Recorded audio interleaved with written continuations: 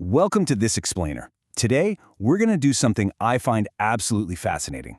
We are going to literally peel back the beautiful, pristine facades of our human institutions and reveal the highly calculated mechanics of power that are operating right beneath our feet. It's like looking at the hidden blueprints of our world.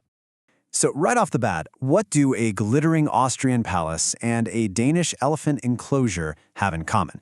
I know, it sounds like a totally bizarre comparison, right? Like, what could those two things possibly share?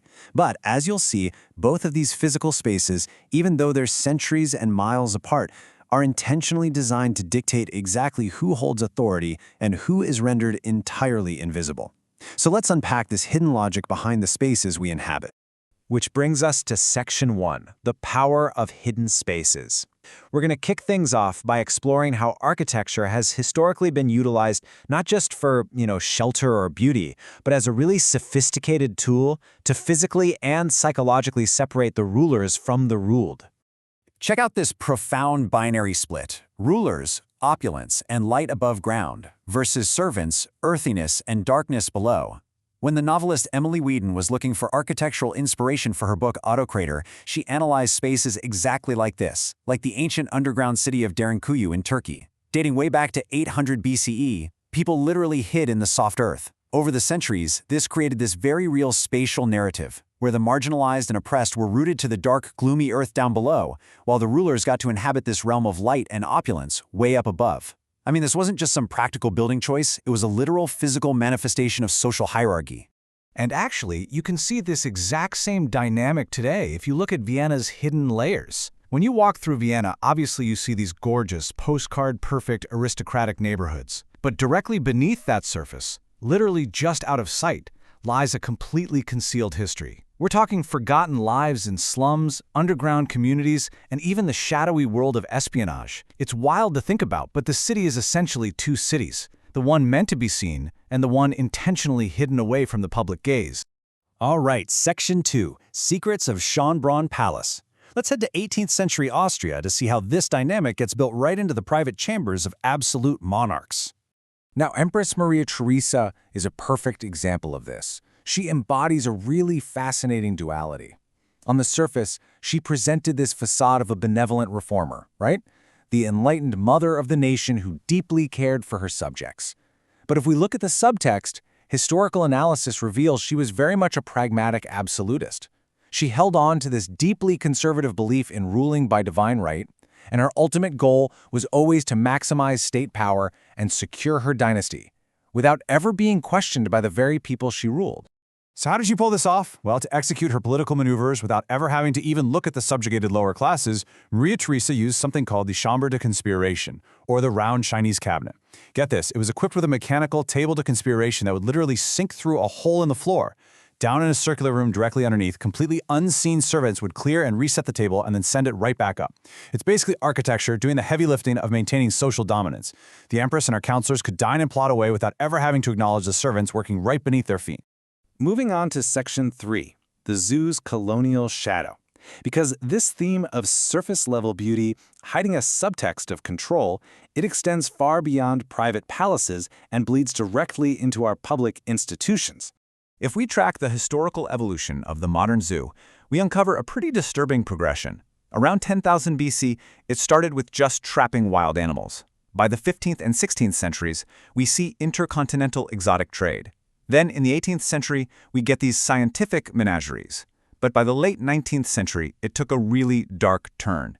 Human beings were actually put on display alongside animals in human exhibitions. Today, of course, the modern zoo brands itself around conservation, but its architectural roots are still deeply tied to that imperial expansion and the control over the so-called exotic.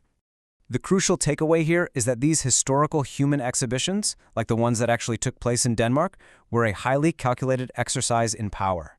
They essentially constructed a national identity by portraying foreign individuals as primitive, which reinforced a racial hierarchy for the European audience. Researchers point out that these exhibitions forced an artificial distance between the civilized observer and the exotic observed. It wasn't just Sunday entertainment, it was a spatial narrative specifically designed to justify colonial domination to the general public. To really understand how this dynamic still operates today, we have to look at post-colonial theorist Homi K. Bhabha's concept of colonial mimicry. He defines this as the desire for a reformed, recognizable other. It's a strategy of colonial power and knowledge that creates a subject that is almost the same, but not quite. This is a massive lightbulb moment for understanding how modern zoos have essentially erased their dark archives. The overt, obvious colonial display of people has been swapped out for a sanitized narrative of environmental conservation, and yet that underlying architecture still maintains a rigid hierarchy of control. Which brings us to Section 4. Who holds the gaze? This is a really fascinating question about the design of modern cultural sites. Who exactly is looking at whom? The thinker Donna Haraway perfectly captures this dynamic with her concept of the God trick. She describes it as the illusion of a disembodied, objective gaze from nowhere, one that claims the power to see and represent while entirely escaping representation itself. Just think about modern zoo architecture, things like elevated observation decks or the Copenhagen Zoo Tower. They grant us, the human visitors, this illusion of invisible mastery over the subjects below. You get to see everything perfectly, but you completely escape being looked at yourself. You get to be the invisible master. Honestly, not that different from Maria Theresa sitting above her trapdoor. And when we look at this actual elephant enclosure at the Copenhagen Zoo, we see a brilliant physical manifestation of this boundary. You've got this beautiful, soft-touch illusion of a natural habitat, tall grass, a shallow pool. But it's immediately juxtaposed with this bright yellow sign marking the mortal danger of crossing the boundary. The architecture is working overtime to simulate a peaceful slice of nature, but the sign bluntly reminds you of the absolute, necessary barrier between the observer and the observed. So what are the actual mechanics of the enclosure? Well, ultimately, it totally masks its true nature. Sure, it simulates a natural, exotic habitat, and it provides these omnipresent viewing angles for us humans, but it strictly restricts the agency and free movement of the animals. Researchers argue that this directly mimics the extractive, controlling logic of a colonial plantation. It disguises a literal cage as a sanctuary, which affords the viewers this very comfortable sense of total authority, without any of the guilt. I love this quote from author Minna Salami. She says, "Stories turn into knowledge, and knowledge transforms into matter. Narrative is the matter from which we build our worldview, which in turn becomes physical objects, books, buildings, borders, and so on." It hits the nail on the head. Once you recognize that these seemingly neutral walls, these animal enclosures, and even secret palace trapdoors are just physical manifestations of historical power narratives, you can finally start to see the hidden subtext of our world. As we wrap up this explainer, I want to leave you with one final, provocative question to chew on. Who built the spaces you navigate every day, and who are they trying to hide? The next time you walk through a beautiful public park, a historic building, or any modern institution, I challenge you to look beyond the facade. Ask yourself, what is the architecture telling you to do? Where is it telling you to look? And most importantly, who is it designed to make you ignore? Thanks so much for exploring these hidden spaces with me today.